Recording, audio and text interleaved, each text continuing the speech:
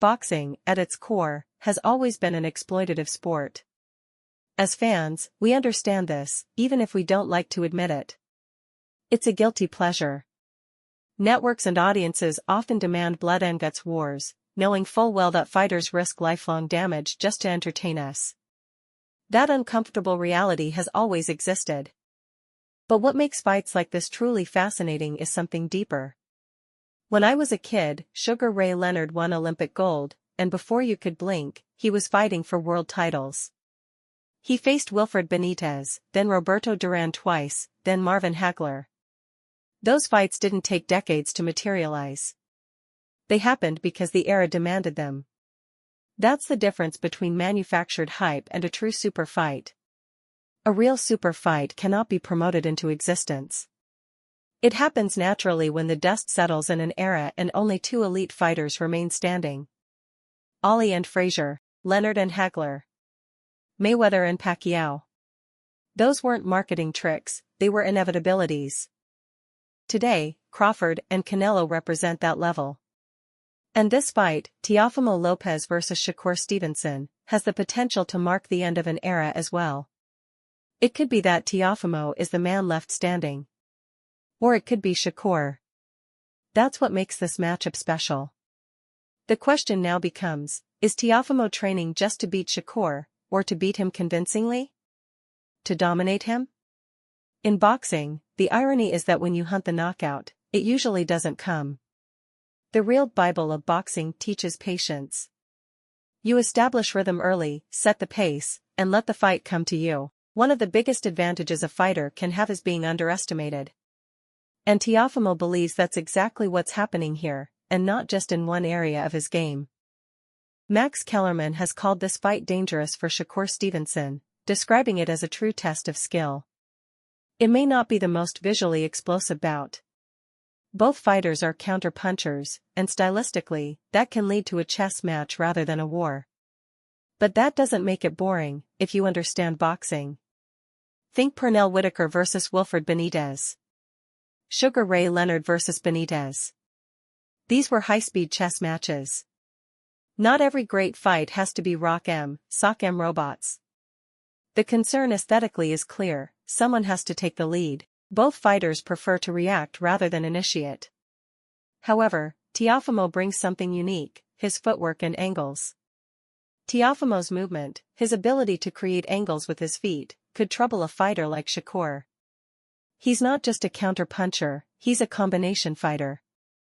And combinations win fights. Teofimo himself has said that facing Shakur will be a rude awakening.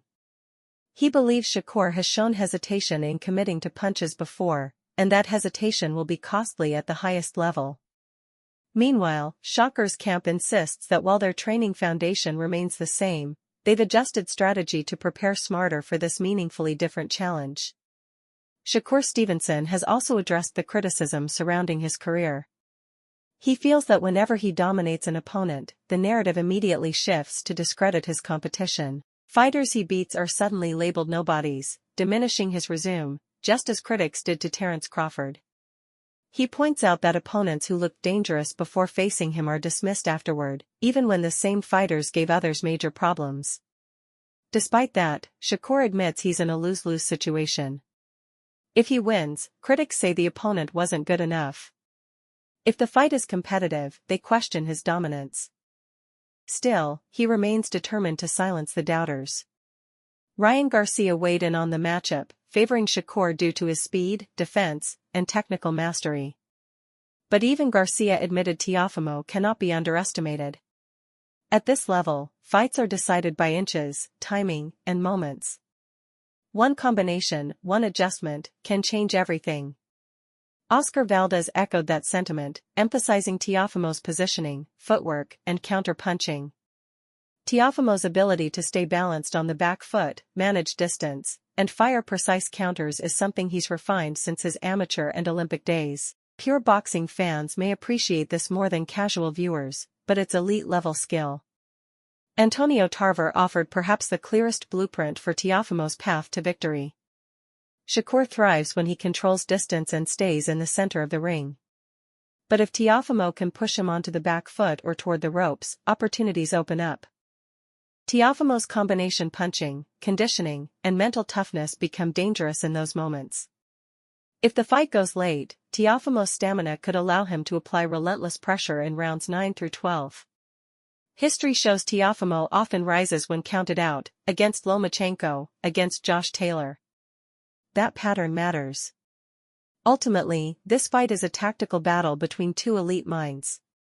Shakur's defensive brilliance and ability to turn defense into offense clash with Teofimo's versatility, adaptability, and championship grit. On paper, the smart money favors Shakur by decision, but boxing isn't fought on paper. If Teofimo can disrupt Shakur's rhythm, force exchanges, and make him cautious, this fight could become far more dangerous, and far more unpredictable, than many expect. At this level, one adjustment can change everything. And that's why this fight matters.